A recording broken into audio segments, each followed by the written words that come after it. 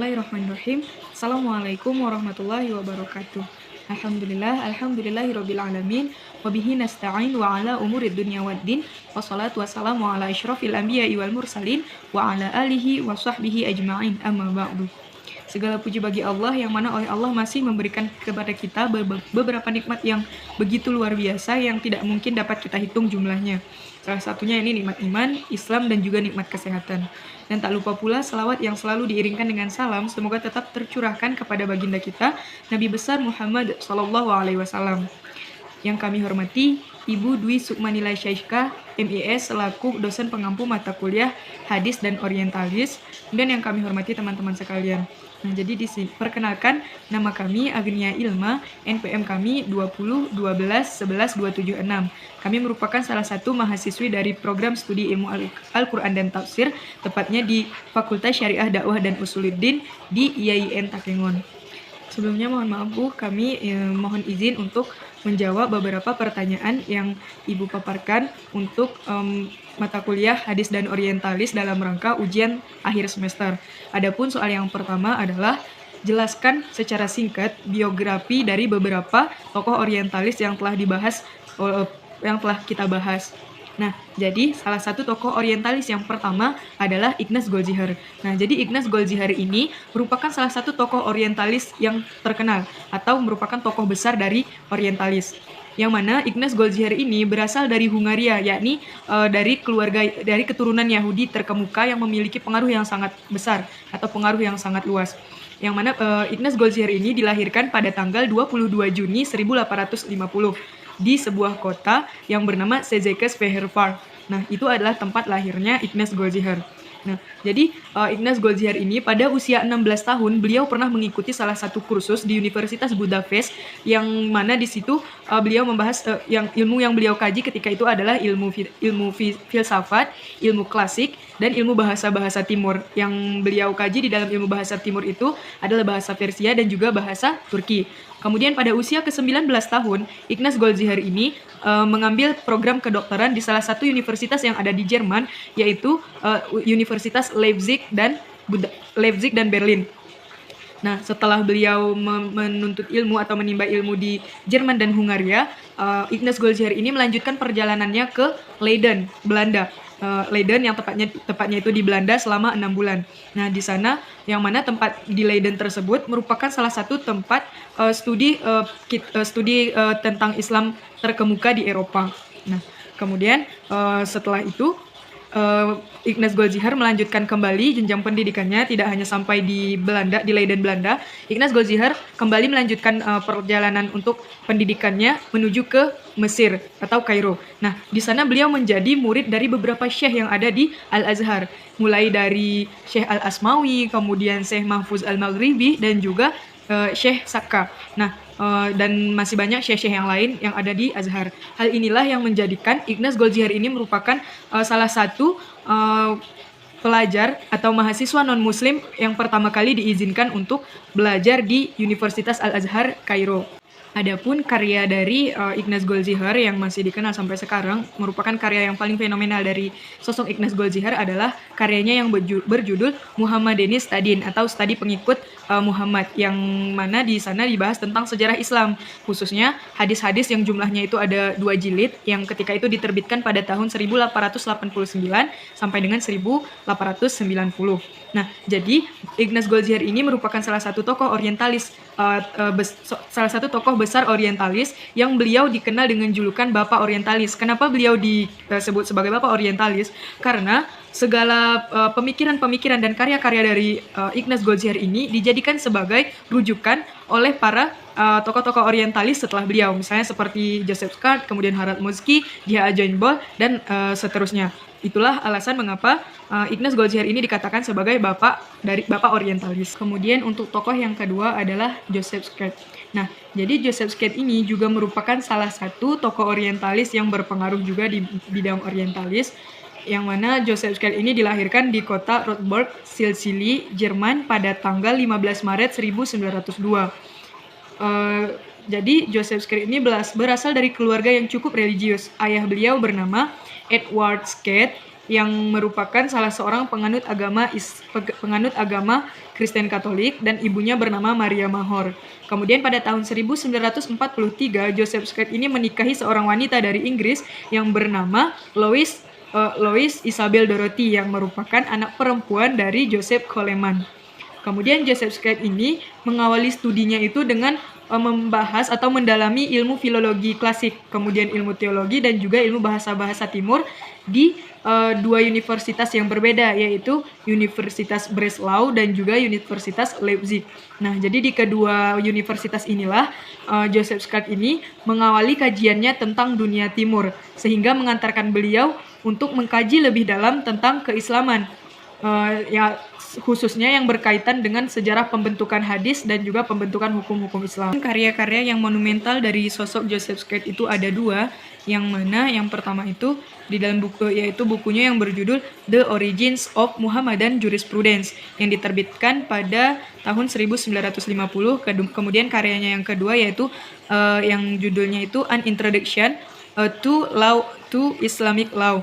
Nah, yang mana buku itu diterbitkan pada tahun 1960. Nah, jadi Joseph Scott ini merupakan salah satu tokoh orientalis yang berada di garda paling depan, yang merupakan tokoh orientalis dari kalangan Yahudi yang berada di garda paling depan dalam hal mengkritik tentang hadis. Joseph Scott ini juga dikenal sebagai sosok orientalis yang sangat skeptis dan juga ekstrem. Karena kenapa? Karena di dalam bukunya yang berjudul The Origins of Muhammadan Jurisprudence tadi, Scott itu memaparkan bahwa yang mana teorinya itu tidak jauh berbeda dengan yang dipaparkan oleh pendahulunya, yaitu Ignaz Goldziher. Adapun di dalam bukunya yang berjudul The Origin of Muhammadan Jurisprudence ini tadi, Scott itu menyatakan bahwasanya hadis Nabi tentang hukum itu merupakan hadis yang palsu karena dibuat oleh ulama pada abad kedua dan ketiga Hijriah. Padahal hadis itu dibuat memang berdasarkan segala sesuatu yang berasal dari Rasulullah. Kemudian salah satu teori yang dikemukakan oleh sosok Joseph Scott ini dikenal dengan teori projecting back. Kemudian untuk tokoh orientalis yang ketiga yaitu Gautier H.A. Jainbol atau sering kita singkat dengan J.H.A. Jainbol. Nah, jadi J.H.A. Jainbol ini juga merupakan salah seorang ilmuwan yang dilahirkan di Leiden, Belanda pada tahun 1935 Masehi. Kemudian J.H.A. Jainbol itu wafat pada tanggal 19 Desember 2010 yang tepatnya pada hari Minggu ketika usia beliau berusia 75 tahun. Kemudian J.H.A. Jainbol ini merupakan salah satu tokoh di bidang sejarah perkembangan awal hadis, yang mana selama 30 tahun lebih beliau mengabdikan diri menjadi seorang ilmuwan dan peneliti di bagian hadis. Adapun teori yang dikemukakan oleh J.H.A. Jainbol ini kita kenal dengan istilah teori common link, yang mana tentang teori common link ini dikolaborasikan oleh J.H.A. Jainbol di dalam 3 bukunya yang berjudul, yang pertama The Authenticity of Tradition Literature, kemudian yang kedua Muslim Tradition, dan yang ketiga adalah Studies on the Origins and Uses of Islamic Study of Islamic Hadith. Kemudian untuk tokoh orientalis yang keempat yaitu Harald Moltke. Nah, jadi Harald Moltke ini dilahirkan di sebuah kota, yakni di kota Berlin, tepatnya di Jerman bagian barat pada tanggal 25 Agustus tahun 1948. Nah, kemudian ayah dari Harald Moltke bernama Guenther dan ibunya bernama Brunhilde. Sejak kecil Moltke ini memang sudah dididik menjadi seorang Katolik. Dia pernah Harald Moltke ini pernah mengadakan studi di Humanistic Academic of High School. Kemudian beliau melanjutkan studinya di bidang perbandingan agama, kemudian bahasa Semit, kemudian studi Injil, studi Islam, dan juga sejarah tentang Eropa di berbagai tempat. Adapun karya yang terkenal dari sosok Harald Moltke ini adalah bukunya yang berjudul The Origins of Islamic Jurisprudence, Mekan Fikih Before the Classical School, yang diterbitkan pada tahun 2002. Teori yang dikembangkan oleh Harald Moltke ini adalah teori dating dan juga teori isnad Matan Analytis. Dan yang kelima, ada tokoh orientalis yang kelima adalah Nabia Abbott. Nah, jadi Nabia Abbott ini merupakan salah satu tokoh orientalis perempuan. Nah, Nabia Abbott itu dilahirkan pada tahun 1897. Beliau sudah mengelilingi dunia Timur Tengah sampai ke India. Beliau mengawali studinya itu dengan bersekolah di Inggris, kemudian beliau menetap di sana sampai pada Perang Dunia yang Pertama. Kemudian Nabia Abbott ini merupakan salah satu-satunya perempuan yang pertama kali menggeluti pendidikan di universitas yang ada di Chicago. Kemudian Nabia Abbott ini, nama dari seorang Nabia Abbott itu terkenal mulai sejak beliau berani mengkritik pendapat atau teori yang dikemukakan oleh tokoh orientalis sebelumnya ini Joseph Scott. Yang mana yang kita ketahui bahwa pada kebiasaannya yang mengkritik pendapat atau teori dari tokoh-tokoh orientalis itu adalah ulama hadis. Tetapi di sini Nabia Abbott berperan sebagai tokoh orientalis yang mengkritik juga tentang teori yang dikemukakan oleh tokoh orientalis lainnya, yaitu Joseph Scott pada tahun 1950 dengan tujuan untuk membuktikan keakuratan pemikiran dari seorang Nabia Abbott tentang hadis. Adapun karya yang terkenal dari sosok Nabia Abbott ini adalah karyanya yang berjudul The Rise of the North Arabic Script and its Quranic Development.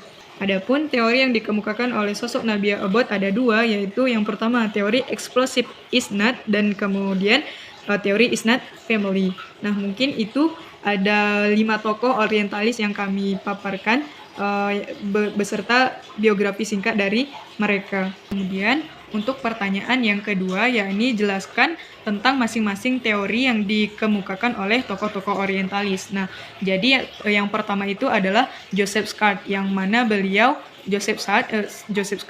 beliau mengembangkan sebuah teori yang dinamakan teori projecting back.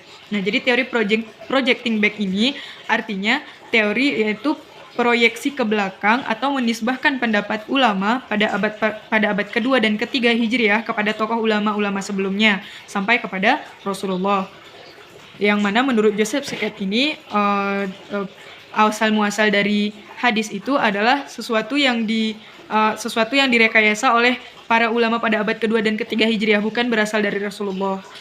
Yang sebenarnya adalah hadis itu memang berasalnya dari Rasulullah. Seperti pengertian hadis adalah segala sesuatu yang berasal dari Rasulullah, baik berupa perkataan, perbuatan, takrir atau ketetapan Rasulullah dan lain-lain. Kemudian teori yang kedua adalah teori common link yang dikemukakan oleh J.H.A. Jainbol. Nah, jadi yang dimaksud dengan teori common link ini adalah periwayat yang pertama kali menyampaikan hadis, kemudian disampaikan kepada beberapa orang, beberapa periwayat setelah kepada beberapa periwayat berikutnya, sehingga hadis tersebut diriwayatkan oleh banyak orang,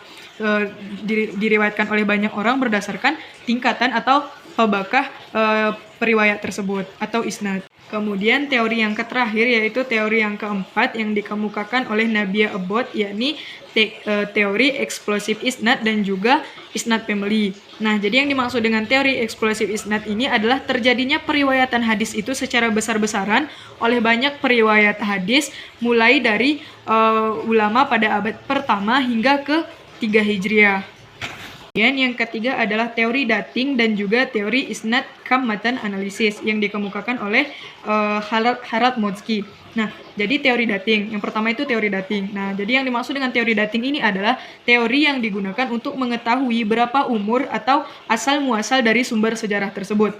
Berapa lama sudah sumber sejarah tersebut dengan menggunakan metode kritik. Yang mana metode kritiknya itu bertujuan untuk mengkonstruksikan hal tersebut kepada masa awal Islam. Kemudian setelah teori dating, ada juga teori isnad matan analitis yang juga dikemukakan oleh Harald Motzki.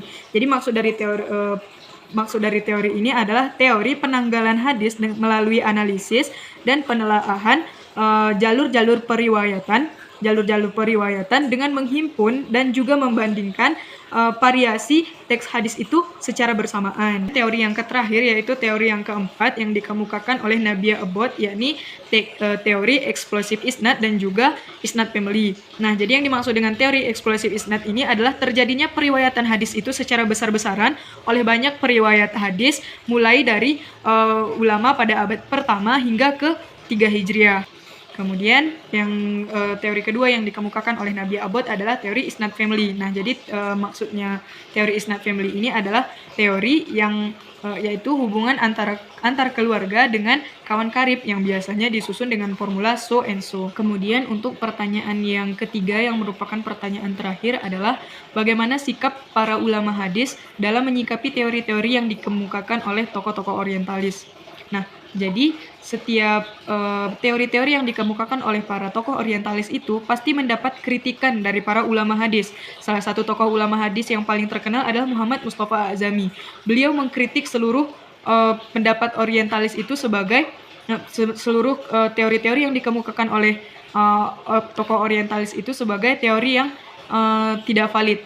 Karena kenapa? Menurut beliau, penelitian yang dilakukan oleh para tokoh orientalis itu merupakan penelitian yang tidak memenuhi syarat ilmiahnya sebuah penelitian.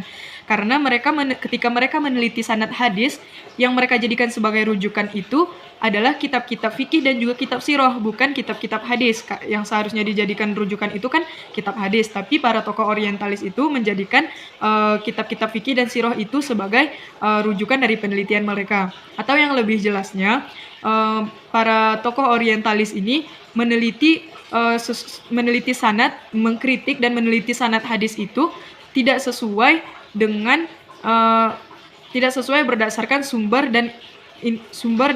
yang valid, yang mana penelitian mereka itu tidak bisa dipertanggungjawabkan. Menurut Muhammad Mustafa Azami, penelitian mereka itu ibarat ketika kita mengukur panjang suatu jalan itu dengan menggunakan timbangan, bukan dengan menggunakan meteran. Artinya apa? Ketika kita mengukur sesuatu itu tidak sesuai dengan alat yang seharusnya kita gunakan. Demikianlah penelitian yang dilakukan oleh para tokoh-tokoh orientalis. Mereka meneliti sanad dan matan-matan hadis itu tidak sesuai tidak sesuai rujukan yang mereka pakai itu tidak sesuai dengan rujukan yang dipakai seharusnya ketika mereka meneliti hadis, sanad hadis itu mereka menggunakan kitab-kitab hadis atau kitab-kitab rijal al-hadis, bukan malah menggunakan kitab sirah dan juga kitab fikih. Oleh karena itulah setiap ada teori yang dikemukakan oleh para orientalis itu pasti ulama-ulama hadis itu langsung memberikan kritik kepada mereka, karena itu tadi menurut mereka penelitian yang dilakukan oleh para tokoh orientalis itu merupakan penelitian yang tidak memenuhi syarat ilmiah dari sebuah penelitian. Mungkin sekian jawaban dari kami, Bu. Jika ada kekurangan kami mohon maaf. Maklum kami masih dalam proses belajar. Untuk segala kesalahan itu kami mohon ampun kepada Allah Subhanahu wa taala dan mohon maaf sebesar-besarnya kepada Ibu. Yang kami harapkan semoga dari sini ke depan kami bisa memperbaiki kesalahan kami, dan semoga Ibu juga senantiasa selalu mau untuk membimbing kami agar tidak lagi menemui kesalahan-kesalahan. Mungkin sekian jawaban dari kami, Bu. Kami akhiri dengan ucapan wabillahi taufiq wal hidayah. Wassalamualaikum warahmatullahi wabarakatuh.